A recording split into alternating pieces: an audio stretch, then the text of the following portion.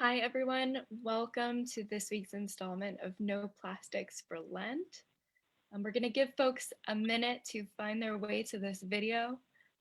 So in the meantime, please do introduce yourself to us and to each other in the chat. Would love to hear your name, your pronouns, where you're calling from.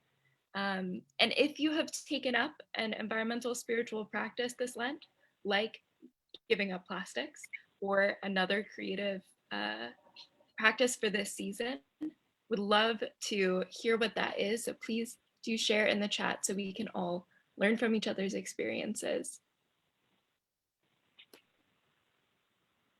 And as we're settling in, as a reminder of what this series is, this is No Plastics for Lent, which is sponsored by ELCA Young Adults. And for a broad community of folks who are interested in taking this liturgical season as we lead up to Easter, to reflect on the ways that our daily practices affect our relationship to the environment, to justice, and to our faith and community. So we are so excited that you are here. I am also so excited to be joined by Shantha Ready Alonso, who is the Director of Intergovernmental and External Affairs at the U.S. Department of the Interior. Shantha, welcome. Tell us a little about yourself and what brings you to this conversation. Yeah, thanks for welcoming me, Rachel. I'm really grateful to be part of this series. It means a lot to me on a personal level. My family has deep, meaningful roots in the Lutheran Christian community. My mother's family is from the state of Kerala in South India, in an area where Christians trace their faith back to the visit of St. Thomas the Apostle in 52 AD. And our family was happy in India, but the education opportunities in the United States were great. And my mother's father left India to study for a PhD in chemistry in Iowa. And you can imagine the culture shock, and that was pretty unusual at that time. And he joined the Lutheran church in his community and participated in a choir there. His favorite hymn was, and has always been, How Great Thou Art. And he was very lonely as he pursued his studies because his wife, my grandmother, as well as my mother, who was a young child at the time, couldn't come with him to Iowa.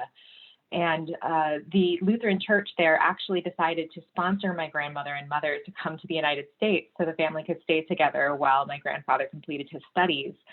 And they were all expecting to return to India as a family when he completed his PhD, but because the community of fellowship they built through the Lutheran Church, as well as the great career opportunities that were offered in this country, they ended up, to everyone's surprise, becoming U.S. citizens and staying in the United States for the rest of their lives, and hence I'm here.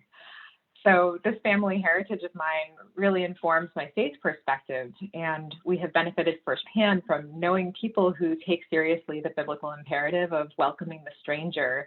And my commitment to racial and economic justice really stems from that desire to align my life with a spiritual posture that all are welcome, that is rooted so deeply in my family and has been inspired by Lutherans.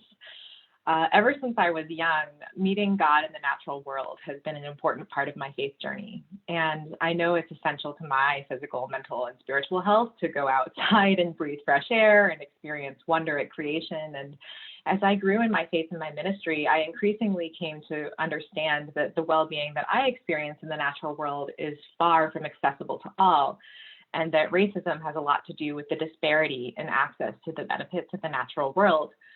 So that's why I'm really passionate about ensuring that our country's natural, cultural, historical, and spiritual heritage reflect, respect, and engage all people who are part of the American story. And I also want the economic benefits of tending and keeping the natural world to be rightly shared among all of us. And that is why I answered the call to public service. And in my current role as Director of Intergovernmental and External Affairs at the U.S. Department of the Interior, I engage with state and local officials, businesses, organizations, and members of the public about matters before the department. So the U.S. Department of the Interior conserves and manages the nation's natural resources and cultural heritage for the benefit and enjoyment of the American people. It provides scientific and other information about natural resources and natural hazards to address societal challenges and create opportunities for the American people. And it honors the nation's trust responsibilities or special commitments to American Indians, Alaska Natives, and affiliated island communities. Our department has a big mission, and I'm really grateful to be part of it. That's amazing.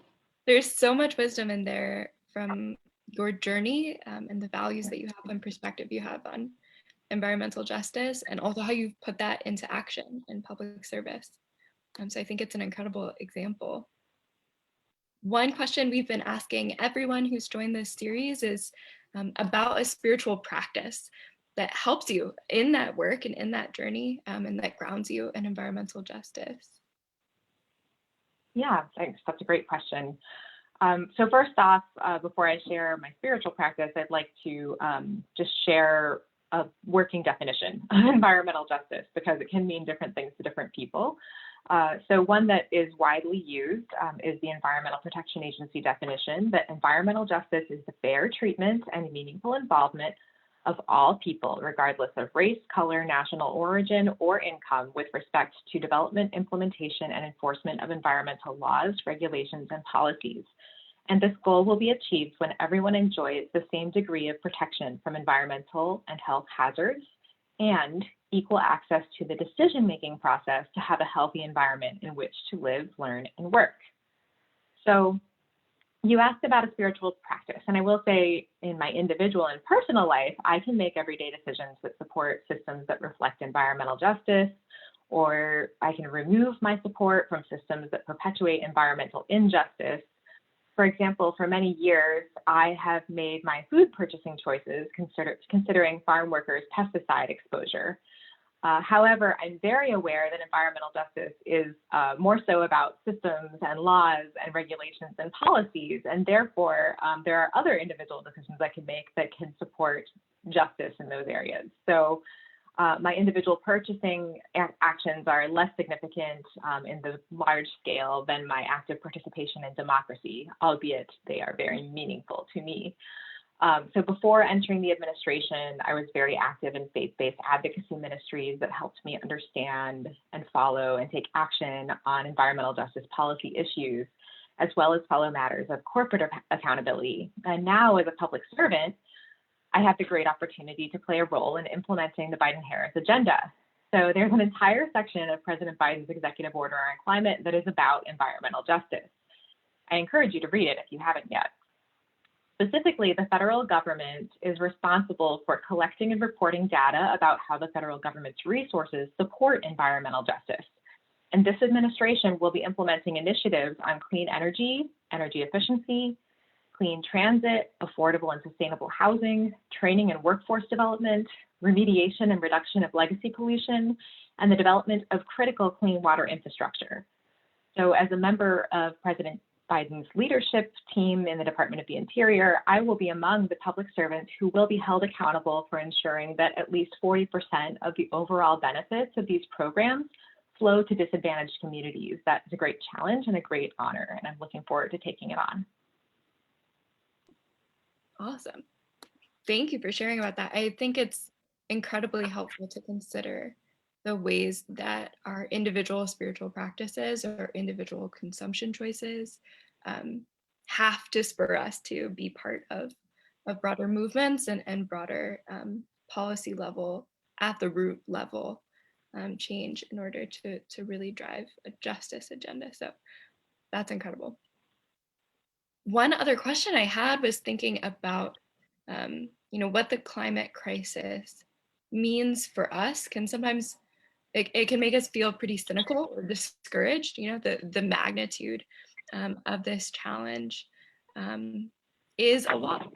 And I know you are part of some really exciting good work that's happening and that can give us hope. So what are you most excited about? Yeah, I'm very excited about being part of this administration because President Biden is very committed to confronting the climate crisis head on with an ambitious agenda that recognizes how connected economic and ecological sustainability really are. Most recently, I'm very thankful Congress has passed a much needed American Rescue Plan and that President Biden has signed it into law. So the U.S. Department of the Interior will be implementing parts of the American Rescue Plan. It very exciting to me. It includes a historic $31.2 billion in investment in tribal communities. This is a huge deal. This is the largest single investment the United States has ever made in Indian country. And investments through the Bureau of Indian Affairs and the Bureau of Indian Education will support critical needs in Indian country in areas such as housing and drinking water and education. The department will also implement the American Rescue Plan's unprecedented investment in addressing wildlife-related pandemic concerns, enabling the Fish and Wildlife Service to address wildlife trafficking, and science-based management to address wildlife disease outbreaks before they become pandemics. The president also has a climate agenda and a lot of campaign promises that he's in the process of working through our departments and others to make good on, such as putting our country on track to secure conservation protections over at least 30% of U.S. lands and waters by 2030. Each step we take towards this goal will improve our country's conservation of biodiversity and cultural resources, as well as support nature-based climate solutions. The Civilian Climate Corps is going to be creating thousands of new jobs in which young people are going to find awesome leadership opportunities. We have very ambitious renewable energy goals that we have to get on track to reach, and public lands are going to be an important part of that. We're going to revitalize economic opportunities for communities that have traditionally relied on fossil fuels. And of course, we're going to do all of this while staying accountable to ensuring that at least 40% of the benefits of all these initiatives are going to disadvantaged communities. It's a big task ahead. Yeah, thank you for breaking all that down. I know it's an exciting time, over the course of the next few years, we will be able to see the fruits of all of your labor. So thank you for your leadership in this. My last question is about young people. This program is created by ELCA Young Adults, and many of the folks who are watching or listening to this program are themselves young people or have young people in their lives. And so I'd love to hear more about, why is it important to you that young people get involved in environmental justice? Yeah, thank you, Rachel. I was really especially excited to be part of an event hosted by ELCA Young Adults because I do see young people as being critical leaders for environmental justice right now. And I've been so inspired by young leaders who are currently calling the powers that be to tackle the climate crisis with urgency, including you. So in my previous ministry, supporting internships and fellowships and mentoring programs for young people has been a really important part of my work that I made a priority to support. And then today in my new role, I have great hope that the Civilian Climate Corps is going to provide transformative leadership opportunities for more and more young people, and that those who are currently engaged stand ready to have a multiplying effect in reaching out and getting lots of folks involved. And as people of faith, we understand our shared moral responsibility to future generations. So right now, you are the voice of the generation that is coming into power, and your position is just so pivotal and exciting in this time of possibility. So thank you for your leadership. Thank you so much, Shantha. Folks who are watching, please do share your praise for Shantha in the chat. We are so honored to have you here. Thank you again for making the time and for all of the wisdom and insight into public service that you've shared with us today. Thank you for having me, Rachel. And thank you to ELCA Young Adults.